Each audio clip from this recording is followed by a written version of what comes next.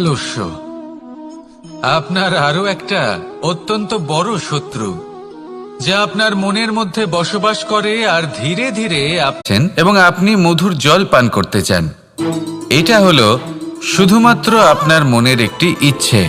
যখন এই ইচ্ছের সাথে সিদ্ধান্ত জুড়ে যায়, তখন আপনি সেই মানুষ ঈশ্বরের ওপর আস্থা রাখেন এবং ভাবেন যে অনুচিত কোনো কাজ করা উচিত নয়, ঈশ্বর দেখছেন। ওনারা ভয় পান যে কোনো অনুচিত কর্ম করলে কে জানে তার পরিণাম কি হবে। হোক বা ভূমিকম্প, রোদ হোক বা বৃষ্টি হোক, সময়ের সূত্রপাত হোক বা প্রলয়, আমি থামি না, আমি চলতেই থাকি। আর সেই জন্য যিনি থেমে যান তিনি পরাজয়